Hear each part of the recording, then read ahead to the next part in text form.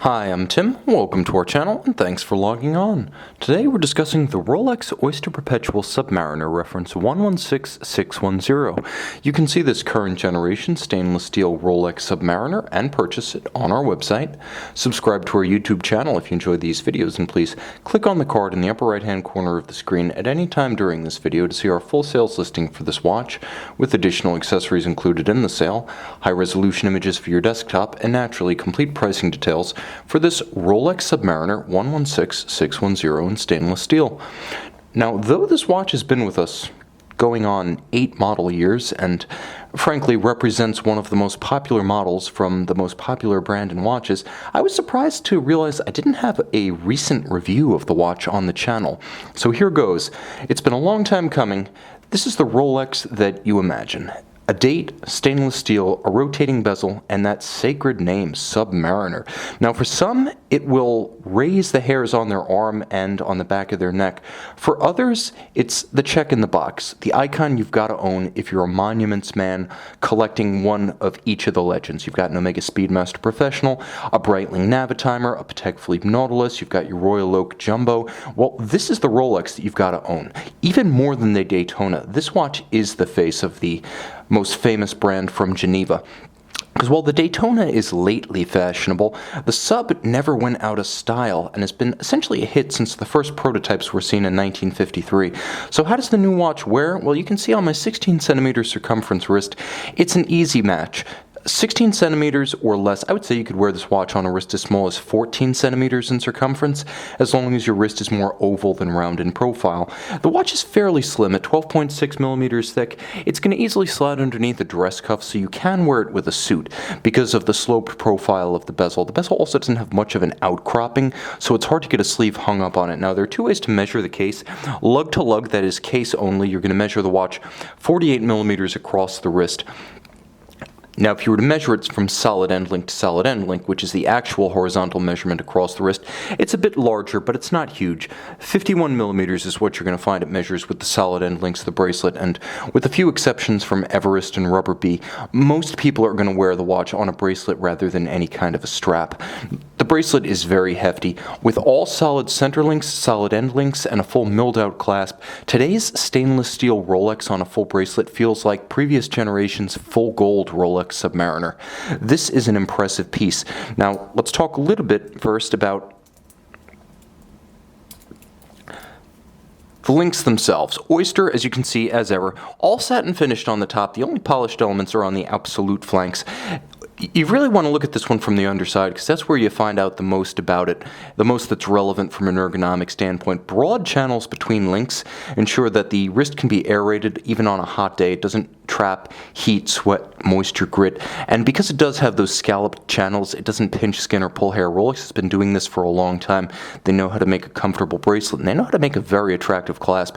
Now, this is not an entry-level current generation Rolex, so the interior of the clasp is polished rather than media blasted as it is on some of the more basic models. Now, you'll also note that it features not a pin-based extension system, but a sliding system. This is known as glide lock, and the way it works is you pull it up to unlock it, and then you have these increments up to 20 millimeters of adjustment in 2 millimeter increments, and you can slide it back and forth to quickly adjust to suit whether you want to pull it out all the way over a dive suit or a thick winter coat, or you simply want to fine tune relative to your activity, inactivity, hot or cold weather. Now, of course, the clasp, like all modern Rolex clasps, very solid when closed, and nicely double finished satin on the top and polished on the flanks.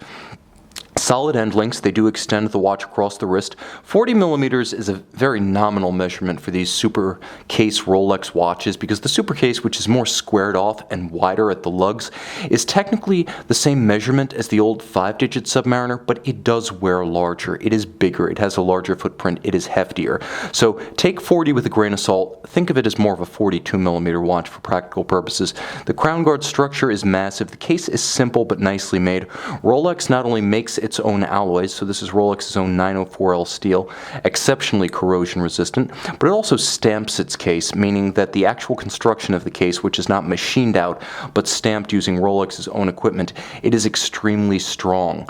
You'll also note that it has the super case profile of being extremely squared off on its profile shots, so it has a massive, blocky, almost industrial appearance about it that, quite frankly, suits the utilitarian origins of the model. The bezel is beautifully made. Like everything else, the finish is impeccable and the refinement factor is high. The detent feels and sounds phenomenal. The knurling is actually a little bit deeper and sharper than I remembered from this model, so it has quite significant bite when you put it in the pincers between your fingers. I can easily imagine my hands being wet, sweaty, or gloved, having no issues turning this bezel.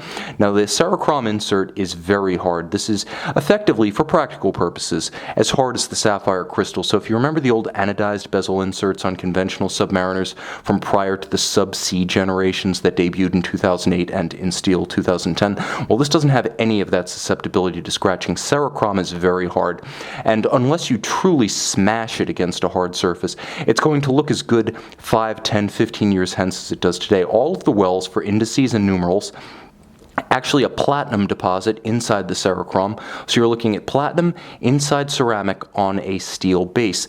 Now, in terms of lining it up with the minute hand, that pearl is tougher than your average luminescent pearl because it's a multi-part construction with a sapphire cap. Again, Rolex is all about refinement and details that they have sweated.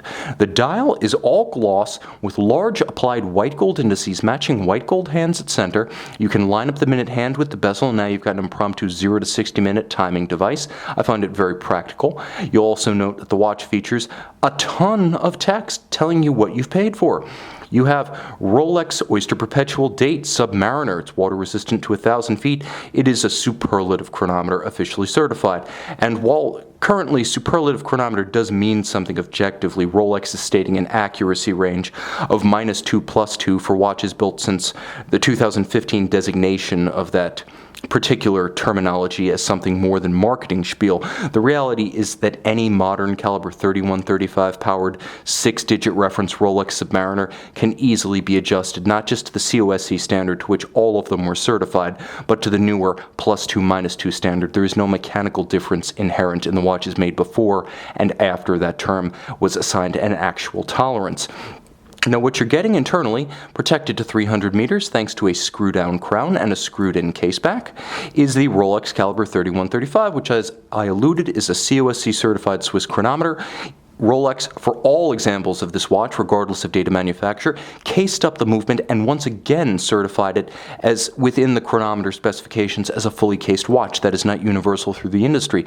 Now, when you pull the crown out to extremity, you do hack or stop the balance, so you can set precisely to a reference time. You can also quickly adjust the date. It has a quick set in the intermediate position. You'll note that the watch allows you to rapidly cycle the date underneath the Cyclops Eye magnifier. The watch beats away at 28,800 vibrations per hour automatic winding. It has a 48-hour power reserve for toughness and shock resistance, a free-sprung balance with a full dual-anchored balance bridge, and for resistance to gravitationally induced timing deviation, a concentrically beating Breguet overcoil hairspring atop that balance. Of course, because Rolex uses Teflon reversing wheels for its winding system, the winding is both inaudible and intangible. You cannot feel it on the wrist. There's no wobble to the rotor. Finally, an entirely manufactured product, dial, case, bracelet, and movement. This watch is all Rolex. See it and decide for yourself whether all Rolex is all yours. And stay tuned for a Loom shot momentarily. Rolex Oyster Perpetual Submariner 116610 blue Rolex Chroma Light Loom. You can see easy to distinguish the dial, hours, minutes, and seconds hand. You can even quite easily distinguish the luminescent pearl of the bezel, with the gentle and cheerful glow of chromolite, supposedly more legible underwater in the absence of direct daylight. Always friendly, always fun, always distinctively Rolex. Dig that Mercedes hand. See it on our website.